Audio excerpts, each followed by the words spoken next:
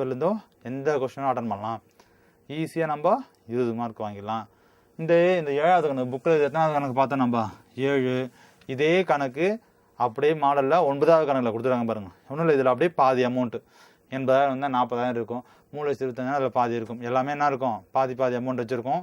என்ன பண்ணுறங்க, இந்த கணக்கு போட்டுட்டு அதுவே அந்த 9வது கணக்கு போட்டு பார்க்க போகிறீங்க நீங்கள். ஸோ புக்கில் இருக்க எல்லா கணக்கையும் நீங்கள் போட்டு பார்த்துடலாம். ஸோ இப்போ அதுலேருந்து 20 மார்க் வாங்கிடலாம். ஸோ இந்த பாடத்தில் கணக்கை பொறுத்தவரை 20 மார்க் கணக்கில் வாங்கிடலாம். ஒரு மாதத்தை மட்டும் சிம்பிளாக ஒரு மாதம் வச்சும் 5 மார்க்ஸில் கேட்குறாங்க. அப்படின்னா அதையும் உங்களுக்கு ஈஸியாக இருக்கும், அதை போட்டுட்டுவீங்க. ஒரே மாதம் தான். அதில் தொடக்க ரொக்கம் இருக்கும், பெருதுகள் 1 இருக்கும், 2த்தையும் ஆட் பண்ணி சில லெஸ் பண்ணால் இது இருக்கும். அவ்வளோதான். அது ஈஸியாக 5 மார்க்ஸ் ஸ்கோர் பண்ணுறீங்க. இப்போ நம்ம 20 மார்க்கு ஈஸியாக உங்களாச்சு தெரிஞ்சிச்சு. ஈஸியாக நாங்கள் எதை பண்ணுறீங்க, 1 மார்க் கூட இதில் குறையக்கூடாது. 20 மார்க்கும் நமக்கு இதில் வாங்கிடுறோம். ஸோ 20 மார்க் வாங்கிட்டால் நமக்கு நிறைய மார்க் ஸ்கோர் பண்ண முடியும். ஸோ ரொக்கத்திட்ட பாடையில் நம்ம பார்த்தோம். ரொக்கத்திட்ட பாடையிலும் பொறுத்தவரை அந்த படிவம் தான் முக்கியம். இந்த படிவத்தை முதல்ல என்ன பண்ணுறீங்க, வீட்டில் போய் மனப்பாடம் பண்ணிடுறீங்க. ரொக்க இருப்பு ப்ளஸ் இதெல்லாம் பெதர்களில் வரும், இதெல்லாம் செலுத்தல வரும். ரொக்க பெதர்கள் எல்லாம் தெரிஞ்சால் கூட 5 மார்க்ஸை கேட்பாங்க. ஏதேனும் 5 ரொக்க பெதர்களுக்கு உதாரணம் தருக. ஏதாவது 5 எழுதலாம். ரொக்க விற்பனை, வாடகைக்கு பெற வேண்டியது, வட்டி, கழிவு, பங்காதம் பெற்றது, சொத்து விற்றது, கடன் பெற்றது, கடன் பங்குகள் மற்றும் கரண்ட் பத்திரங்களை மூலம் பெற்ற பணம், வெளியீட்டில் பெற்ற பணம். இந்த மாதிரி ஏதாவது ஒரு 5 எதுனா பெறுதல்களுக்கான எடுத்து உதாரணம் முடிஞ்சு வச்சு. இல்லைன்னா எப்படி கேட்குறாங்க, திட்டமிட்ட ரொக்க செலுத்தல்களுக்கு ஏதேனும் 5 செலுத்தல்களுக்கு 5 உதாரணம். செலுத்தல் எழுதணும். ரொக்க கொள்முதல், சரக்களித்தோருக்கு செலுத்த வேண்டியது, கூலி மற்றும் அலுவலக செலவுகள் செய்தது, கடனை செலுத்தியது, அப்புறம் சொத்து வாங்கியது, கடன் மற்றும் கடன் பங்குகளை திரும்ப மீட்டது. ஸோ இதெல்லாம் ரொக்க செலுத்தல்கள். இந்த பெதர்கள் செலுத்தல்கள் 5 மார்க்ஸ் தேரிக்கும் நமக்கு யூஸ் ஆகும், 20 மார்க்ஸும் ரொம்ப யூஸ் ஆகும். அதால் கண்டிப்பாக என்ன பண்ணுறீங்க நீங்கள், இந்த பாடத்தில் ஆஸ் பர் ப்ளூ பிரிண்ட் படி இருக்கிற 39 மார்க்கு அல்லது 44 மார்க். இப்போ 44 மார்க் கேட்குறாங்க ஒரு 5 மார்க் கணக்கு சேர்த்ததால். அட்லீஸ்ட் 39 மார்க்காக நம்ம என்ன பண்ணுறோம், இந்த பாடத்தில் முழுமையாக நம்ம வாங்கிடுறோம்.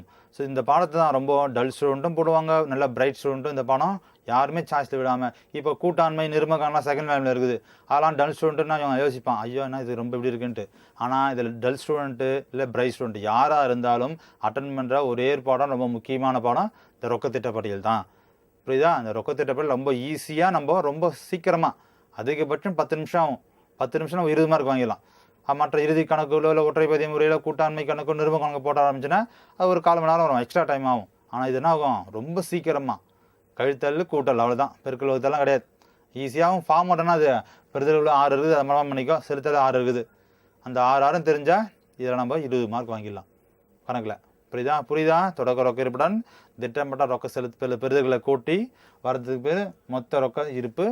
அதுக்கப்புறம் திட்டமிட்ட ரொக்க செலுத்தல்களை கண்டுபிடிக்கிறோம்.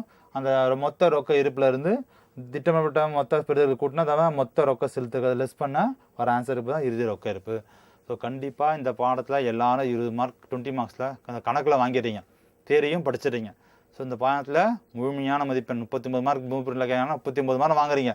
1 ஒரு 2 மார்க்கு, 5 மார்க்ஸில் 1, 12 மார்க்ஸில் 1, 20 மார்க்ஸ் 1. சில நேரம் உங்களுக்கு இருந்தால் 5 மார்க்ஸ் 2 கூட கேட்டுருவான்.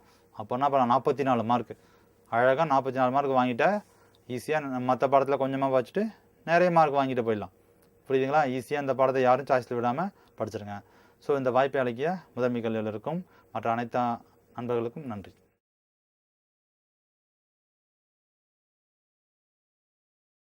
அன்பு மாணவ செல்வங்களே, இந்தியாவை வளமான பாரதமாக மாற்றுவதற்கும்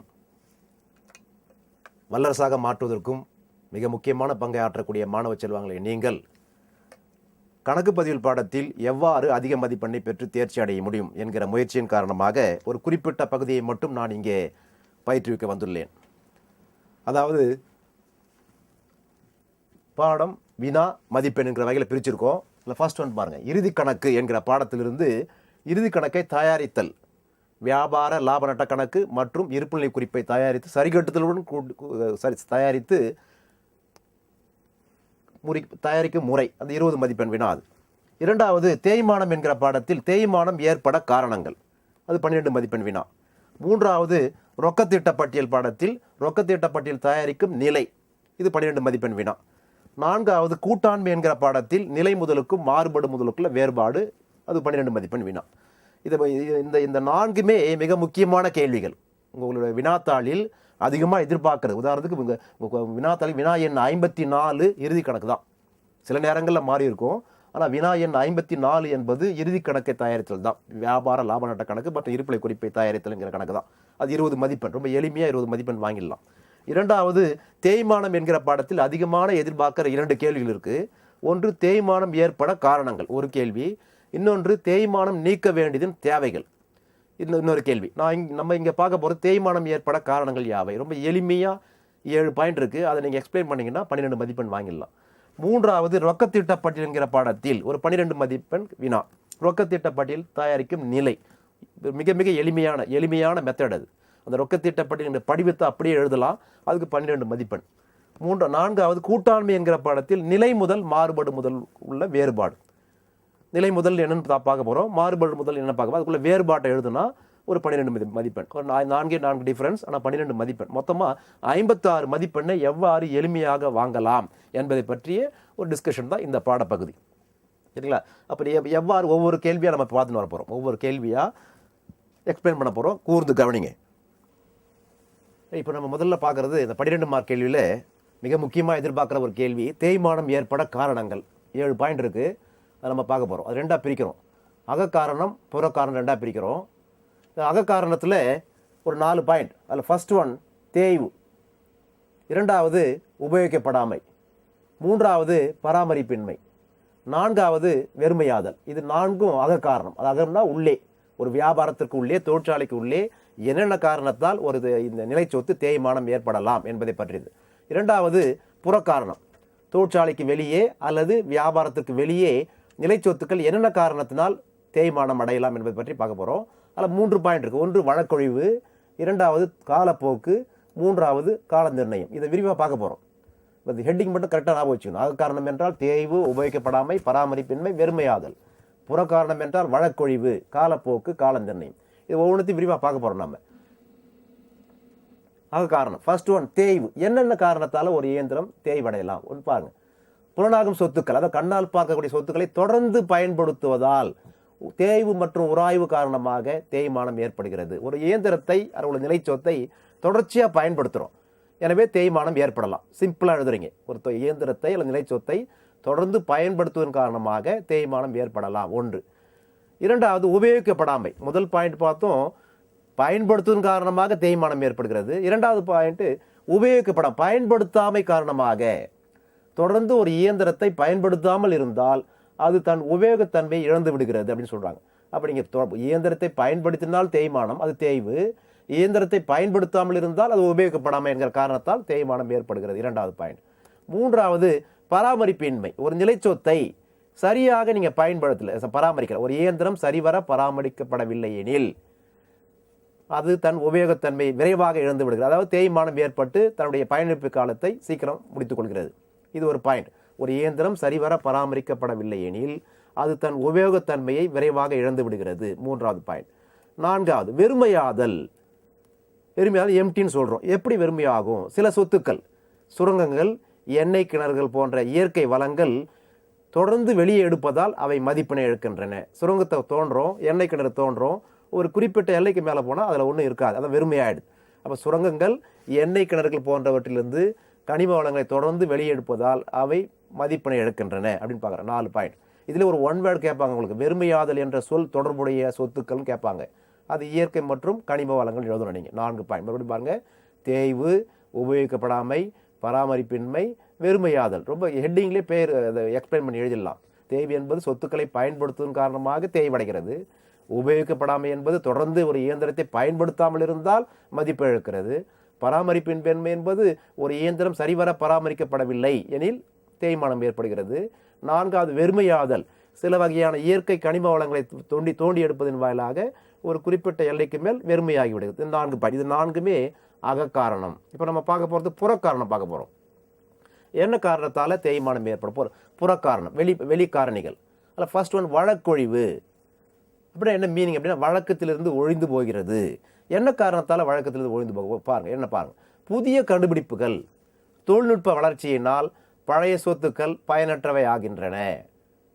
புதுசாக இப்போ நீங்கள் அட்வான்ஸ் டெக்னாலஜி வந்துச்சு. இப்போ அறிவியல் தொழில்நுட்பத்தின் காரணமாக பல்வேறு விதமான நுட்பங்களை நாம் பயன்படுத்த ஆரம்பிச்சிட்டோம்.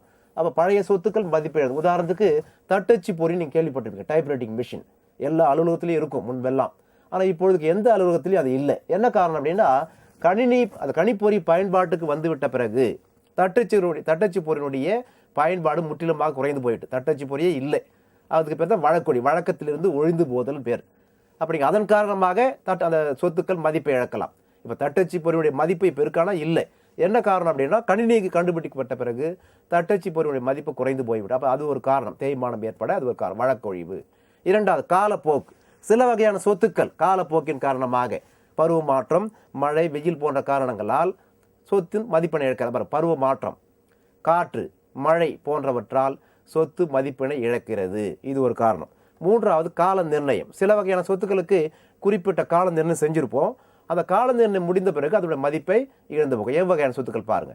குத்தகை, பதிப்புரிமை போன்றவை குறிப்பிட்ட காலம் கடந்த பிறகு மதிப்பிழந்து விடுகின்றன. குத்தகை என்பது தெரியும் நமக்கு. ஒரு குறிப்பிட்ட காலத்துக்கு ஒரு நிலைச்சொத்தை நம்ம பயன்படுத்த போறோம், அது குத்தகை. ஒரு 10 ஆண்டுக்கு நம்ம குத்தகை எடுத்திருக்கோம் அப்படின்னா 10வது ஆண்டு முடிவில் நம்மை பொறுத்த வரைக்கும் அது மதிப்பை இழந்து போகிறது. இரண்டு பதிப்புரிமை என்பது எதோடு தொடர்புடையது அப்படின்னா புத்தகம் எழுதுகிறோம், நாடகம் போன்ற பதிப்புகள் நம்ம எழுதும்போது அது குறிப்பிட்ட காலத்திற்கு நமக்கு உரிமை வழங்குவாங்க, பதிப்புரிமை. உதாரணத்துக்கு நீங்கள் ஒரு கவிதை எழுதுறீங்க, அந்த கவிதையை புத்தக வடிவில் வெளியிடுறீங்க அப்படின்னா அந்த கவிதையினுடைய புத்தக உரிமை, அந்த பதிப்புரிமை உங்களுக்கு தான். அது குறிப்பிட்ட காலம் வழங்கியிருப்பாங்க, அது வேறு யாருக்காவது நீங்கள் வழங்கலாம். அப்போ அந்த குறிப்பிட்ட காலம் முடிந்த பிறகு அந்த சொத்து மதிப்பை இழந்து விடுகிறது. அப்போ நீங்கள் பார்த்தீங்கன்னா தேய்மானம் ஏற்பட காரணங்கள் 7 பாயிண்ட். மறுபடியும் பார்க்குறோம். தேய்வு, அகக்காரம் தேய்வு, உபயோகிக்கப்படாமை, பராமரிப்பின்மை, வெறுமையாதல், இந்த 4 பாயிண்ட்டு. புறக்காரணம்னு பார்த்தா வழக்கொழிவு, காலப்போக்கு, கால நிர்ணயம், இந்த 3 பாயிண்ட். இல்லை, அப்போ வழக்கொழிவு என்பது ஒரு 5 மார்க்லையும் கேட்பாங்க உங்களுக்கு. வழக்கொழிவு என்றால் என்னன்னு சில நேரங்களில் கேட்பாங்க. அப்போ ஒரே ஒரு வரியில் பதில், புதிய கண்டுபிடிப்பின் காரணமாக பழைய சொத்துக்கள் மதிப்பை இழந்து போகிறது. இதுக்கு தான் வழக்கொழிவு பேர். அப்போ இந்த 7 பாயிண்ட் இருக்குது. அகக்காரணம் 4, புறக்காரணம் 3. ரொம்ப எளிமையாக இந்த மார்க் வாங்கிடலாம். அதிகமாக எதிர்பார்க்குற கேள்வி இது. தேய்மான பாடத்தில் 2 கேள்விகளும் அதிகமாக எதிர்பார்க்குறோம். அதில் ஒரு கேள்வி தேய்மானம் ஏற்பட காரணங்கள் யாவைன்னு கேட்குறோம். அது இந்த கேள்வி, இந்த 7 பாயிண்ட் தான். தெளிவாக புரிஞ்சிருக்குன்னு நினைக்கிறேன். மறுபடியும் பாருங்கள். அகக்காரணம் என்றால் 4 காரணம்: தேய்வு, உபயோகிக்கப்படாமை, பராமரிப்பின்மை, வெறுமையாதல். புறக்காரணம் என்றால் வழக்கொழிவு, காலப்போக்கு, கால நிர்ணயம், இந்த 7 பாயிண்ட். இதை நீங்கள் தெளிவாக மனசில் வாங்கிட்டு அப்படின்னா 12 மார்க் முழுமையாக உங்களால் வாங்கிட முடியும். தேய்மான பாடத்தில் 12 மார்க் முழுமையாக வாங்கிடலாம். இது ஒன்று. இரண்டாவது கேள்வி நம்ம பார்க்க போகிறோம். இது கூட்டாண்மை பாடத்தில். கூட்டாண்மைன்னு ஒரு பாடம் இருக்குது நமக்கு. அக்கௌண்டன்சி செகண்ட் வால்யூம், அதாவது 2வது வால்யூம் புத்தகத்தில் நம்ம கூட்டாண்மைன்னு படிக்க போகிறோம். கூட்டாண்மை, அடிப்படை கருத்துக்கள், கூட்டாளி சேர்ப்பு, கூட்டாளி விலகல், 3 பாடம் இருக்குது. அதில் அதிகமாக எதிர்பார்க்குற ஒரு கேள்வி நிலை முதல் முறைக்கும் மாறுபடு முதல் முறைக்கும் உள்ள வேறுபாடுகள் அப்படின்னு படிக்கிறோம். நிலை முதல்னா என்ன, மாறுபடு முதல்னா என்ன அப்படின்னு பார்க்க போகிறோம். நிலை முதல்னு பேர் இருக்குது. நிலை முதல்னா நிலையாக இருக்கும். ஆமாம், உண்மை அப்படிதான். மாறுபடும் முதல்னா மாறிக்கொண்டே இருக்கும். உண்மை அதுதான். அதான் மீனிங். நிலை முதல் என்பது தொடக்கத்தில் வைத்த முதல், ஆண்டு தொடக்கத்தில் வைத்த முதல் இறுதி வரை மாறாமல் அப்படியே இருந்தால் அது நிலை முதல் முறை. மாறுபடும் முதல் அப்படின்னா என்ன அப்படின்னா ஆண்டு தொடக்கத்தில் வைத்த முதல் சில காரணங்களால் ஆண்டு இறுதியில் மாறி இருக்கும். அது என்ன காரணம் அப்படின்னா சில காரணங்கள் இருக்குது. கூட்டாளிக்கு சேர வேண்டிய ஊதியம், கூட்டாளிக்கு சேர வேண்டிய கழிவு, கூட்டாளிக்கு சேர வேண்டிய முதல் மீது வட்டி, கூட்டாளிக்கு சேர வேண்டிய எடுப்பு மீது வட்டி போன்ற காரணங்களால், அல்லது கூட்டாளிக்கு சேர வேண்டிய லாப நட்ட பகிர்வு, இந்த காரணங்களால் ஆண்டு தொடக்கத்தில் வைத்த முதல் ஆண்டு இறுதியில் மாறி இருக்கும். அதுக்கு பேர் தான் மாறுபடும் முதல் பேர். இது நம்ம இதுவும் அதிகமாக எதிர்பார்க்குற ஒரு கேள்வி. ரொம்ப 4 பாயிண்ட்டு, 12 மார்க் ஈஸியாக வாங்கிடலாம், ரொம்ப எளிமையாக. இல்லை, ஃபர்ஸ்ட் ஒன் பாருங்க. ஃபர்ஸ்ட் முதல் பாயிண்ட்டு முதல் தொகையில் மாற்றம் அப்படின்னு அதான் ஹெட்டிங். நிலை முதல்ல என்ன ஆகும், மாறுபடும் முதல் என்ன ஆகும். நிலை முதல்ல பாருங்க. முதல் தொகை சில சூழ்நிலைகள் தவிர பொதுவாக மாறாமல் அதே தொகையாக இருக்கும். அப்போ நிலை முதல் என்பது மாறாமல் அப்படியே தான் இருக்கும். ஆண்டு தொடக்கத்தில் வைத்த முதல் இறுதி வரை மாறாமல் அப்படியே இருக்கும். ஆனால் மாறுபடும் முதல்ல முதல் தொகை ஆண்டுக்கு ஆண்டு மாறுபடுகிறது. ரொம்ப கடினம்லாம் கிடையாது, ரொம்ப எளிமையாக எழுதிடலாம். ஃபர்ஸ்ட் பாயிண்ட்டு முதல் தொகையில் மாற்றம். நிலை முதல் மாறாது, மாறுபடும் முதல் மாறிக்கொண்டே இருக்கும். ரொம்ப சிம்பிளாக எழுதலாம். இரண்டாவது பாயிண்ட்டு கணக்குகளின் எண்ணிக்கை. சரி, நிலை முதல் முறையில் எத்தனை கணக்கு தயாரிக்க போகிறோம், மாறுபடும் முதல் முறை எத்தனை கணக்கு தயாரிப்போம் பார்க்க போகிறோம். அப்போ நிலை முதல் முறையில் ஒவ்வொரு கூட்டாளி பெயரும் 2 கணக்குகள் தயாரிக்கிறோம். அதாவது ஒன்று முதல் கணக்கு, இன்னொன்று நடப்பு கணக்கு. முதல் கணக்கு ஒன்று தயாரிக்கிறோம், நடப்பு கணக்கு ஒன்று தயாரிக்கிறோம். ஆனால் மாறுபடும் முதல்ல ஒரே ஒரு கணக்கு தான், அது முதல் கணக்கு மட்டும்தான். சரி, ஏன் சார் நடப்பு கணக்கு தயாரிக்கிறோம் அப்படின்னா கவனிங்க. முதல் கணக்கு நிலை முதல் முறையில் முதல் கணக்கு மாறவே மாறாது. ஆனால் கூட்டாளிக்கு சேர வேண்டிய பல்வேறு விதமான வருமானங்களையும் செலவுகளையும் நம்ம சரி கட்டுறதுக்காக நடப்பு கணக்குன்னு ஒன்று தயாரிக்கிறோம். அது பேர் தான் நடப்பு கணக்கு. ஆனால் மாறுபடு முதல்ல நடப்பு கணக்கு தயாரிக்க வேண்டிய அவசியம் இல்லை. ஏன் அப்படின்னா கூட்டாளிக்கு சேர வேண்டிய அத்தனை வருமானங்களும் செலவுகளும் முதல் கணக்கிலேயே பதிவு செய்ய போகிறோம். எனவே தனியே ஒரு கணக்கு தேவையில்லை. இரண்டாவது வித்தியாசம் கணக்கில் 2 கணக்கு தயாரிக்கிறோம் நிலை முதல் முறையில். நிலை முதல் கணக்கு நடப்பு கணக்குன்னு ஒன்று. ஆனால் மாறுபடு முதல்ல ஒரே ஒரு கணக்கு தான் முதல் கணக்கு மட்டும்தான். மூன்றாவது வித்தியாசம் இருப்பு. எப்படி கணக்கில் இருப்பை காட்டுன்னு பார்க்க போகிறோம். ஹெட்டிங் முதல் கணக்கு எப்பொழுதும் வரவிருப்பையே காட்டும் நிலை முதல் முறையில். நடப்பு கணக்கு வரவோ பற்றோ எந்த இருப்பாக தான் காட்டும். வரவிருப்பையும் காட்டலாம், பற்று இருப்பையும் காட்டலாம். இருப்பு என்பது முதல் கணக்கு எப்பொழுதும் வரவிருப்பை தான் காட்டும். ஆனால் நடப்பு கணக்கு என்பது வரவிருப்பையும் காட்டலாம், பற்றிருப்பையும் காட்டலாம். எதில்? நிலை முதல் முறையில். ஆனால் மாறுபடும் முதல் கணக்கு எப்பொழுதும் வரவிருப்பையே தான் காட்டும். எந்த சூழ்நிலையிலும் பற்றிருப்பை காட்டாது. மூன்றாவது. நான்காவது வித்தியாசம் சரிகட்டுதல். சரி, கூட்டாளிக்கு சேர வேண்டிய அனைத்து சரிகட்டுதல் என்னென்னு பாருங்கள். முதல் மீது வட்டி, எடுப்பு மீது வட்டி, கூட்டாளிக்கு சேர வேண்டிய ஊதியம், கூட்டாளிக்கு சேர வேண்டிய கழிவு, கூட்டாளிக்கு பகிர்ந்தளிக்க வேண்டிய லாபம், இது அத்தனையும் சரிகட்டுதல். இந்த சரிகட்டில் எங்கே சார் செய்யலாம் அப்படின்னா கூட்டாளி சம்பந்தப்பட்ட அனைத்து சரிகட்டுகளும் நடப்பு கணக்கில் பதியப்படும் நிலை முதல் முறையில். ஆனால் மாறுபடும் முதல் முறையில் அனைத்து சரிகட்டுகளும் முதல் கணக்கிலேயே பதிவு செய்யப்படும். இந்த 4 தான். இந்த 4 வித்தியாசம் 12 மார்க் முழுமையாக வாங்கிட முடியும். கேட்ட தகவலை வச்சு அப்படியே எழுதலாம். மறுபடியும் நம்ம ரிவைஸ் பண்ணுறோம் பாருங்கள். முதல் ஃபர்ஸ்ட் பாயிண்ட் முதல் தொகையில் மாற்றம். அப்போ அது நிலை முதல் முறையில் முதல் தொகை பொதுவாக மாறவே மாறாது. ஒரே தொகை தான் இருக்கும். ஆனால் மாறுபடும் முதலில் ஆண்டுக்கு ஆண்டு மாறும். நீங்கள் இன்னும் கூட சுருக்கமாக எழுதலாம். நிலை முதல் முறையில் முதல் தொகை மாறாது, மாறுபடும் முதல் முறையில் முதல் தொகை மாறும். முதல் பாயிண்ட். இரண்டாவது, கணக்குகளின் எண்ணிக்கை. நிலை முதல் முறையில் எத்தனை கணக்கு தயாரிக்கலாம்? 2 கணக்கு தயாரிக்கணும். ஒன்று முதல் கணக்கு, இன்னொன்று நடப்பு கணக்கு. ஆனால் மாறுபடும் முதல் முறையில் ஒரே ஒரு கணக்கு தான் தயாரிக்க போகிறோம். அது முதல் கணக்கு மட்டும்தான். மூன்றாவது, இருப்பு. முதல் கணக்கு எப்பொழுதும் வரவிருப்பு தான் காட்டும் நிலை முதல் முறையில். ஆனால் நம்ம கூடுதலாக துவங்குற நடப்பு கணக்கு வரவிருப்பை காட்டலாம், பற்றிருப்பை காட்டலாம் நிலை முதல் முறையில். ஆனால் மாறுபடும் முதல் முறையில் முதல் கணக்கு எப்பொழுதும் வரவிருப்பை தான் காட்டும். 4வது சரிகட்டு. 4வது ஹெட்டிங் சரிகட்டுதல். அப்போ கூட்டாளிக்கு சேர வேண்டிய அத்தனை சரிகட்டும் எங்கே சார் செய்யலாம்? அத்தனை சரிகட்டும் நடப்பு கணக்கில் மட்டும்தான் பதியப்படும் நிலை முதல் கணக்கில், நிலை முதல் ஏற்பாடாக இருக்கும் பொழுது. ஆனால் மாறுபடு முதலாக இருக்கும் பொழுது அனைத்து சரிகட்டுகளும் முதல் கணக்கில் மட்டுமே பதியப்படும். இந்த 4 வித்தியாசம் ரொம்ப தெளிவாக ஈஸியாக எழுதிடலாம். 12 மார்க் உங்களால் வாங்கிட முடியும். அதிகமாக எதிர்பார்க்குற ஒரு கேள்வி இது. நீங்கள் கொஸ்டின் பேப்பர் எடுத்து பாருங்கள். அதிகமாக எதிர்பார்க்குற கேள்வி இது கூட்டாண்மை பாடத்தில் இது ஒரு கேள்வி.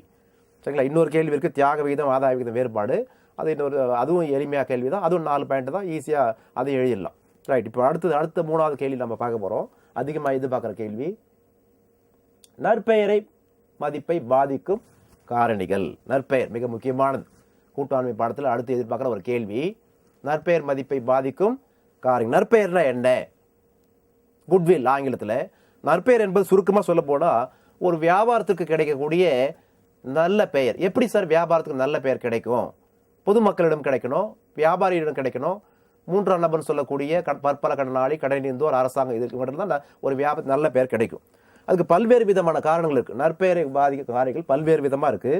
நற்பெயர் என்பது ஒரு கண்ணுக்கு புலனாக சொத்து. ஒன் வேர்டு கேட்பாங்க. நற்பெயர் என்பது டேஷ் சொத்துன்னு கேட்பாங்க. நீங்கள் அப்படியே கண்ண முடியும் எழுதிடலாம். நற்பெயர் என்பது கண்ணுக்கு புலனாக ஒரு சொத்து. ஒரு மார்க்கில் வரும். இப்போ நம்ம பார்க்க போகிறது நற்பெயர் மதிப்பை பாதிக்கும் காரணிகள் என்னென்னு பார்க்க போகிறோம். என்னென்ன காரணத்தால் ஒரு வியாபாரத்துக்கு நற்பெயர் ஏற்படலாம்? அதில் ஃபர்ஸ்ட் ஒன், தரம். கண்டிப்பாக ஒரு வியாபாரம் நீடித்து இருக்கணும் அப்படின்னா தரமான பொருளை விற்பனை செய்தால் மட்டும்தான் அந்த வியாபாரம் நீடித்து இருக்க முடியும். என்ன பாருங்கள், நிறுவனத்தின் பொருட்கள் தரமாக இருப்பதனால் ஏற்பட்டுள்ள நன்மதிப்பு காரணமாக பொருட்கள் உடனடியாக விற்பனை ஆகின்றன. நீங்கள் வியாபாரத்தில் பார்ப்பீங்க, எந்த கடையில் விற்பனை அதிகமாக இருக்கும் அப்படின்னா தரமான பொருள் எங்கே விற்கப்படுகிறதோ அங்கே தான் விற்பனை அதிகமாக இருக்கும். அப்போ விற்பனை அதிகமாகிறதால அவங்களோட லாபத்தோட அளவு அதிகமாகும். லாபத்தோட அளவு அதிகமாகிறதால வியாபாரத்தின் நற்பெயர் அதிகமாகும். அப்போ நீங்கள் முதல் பாயிண்ட்டு தரம். ஈஸியான போச்சு. தரம் என்பது தரமான பொருளை விற்பனை செய்வதன் வாயிலாக நற்பெயர் உண்டாகும். இரண்டாவது, இடம். மிக முக்கியமானது. தொழில் எங்கே அமைஞ்சிருக்கு, நிறுவனம் அமைந்துள்ள இடம் முக்கியமான இடமாக இருந்தாலே மதிப்பு கூடும். மிக முக்கியமானது அதுதான். எந்த பொருளை எங்கே விற்க முடியும் என்பதை முன்கூட்டியே தீர்மானித்துக் கொண்டு அங்கே தான் வியாபாரத்தை அமைக்கணும். அப்போ நிறுவனம் அமைந்துள்ள இடம் என்பது நற்பெயரை பாதிக்கின்ற 2வது மிக முக்கியமான காரணி.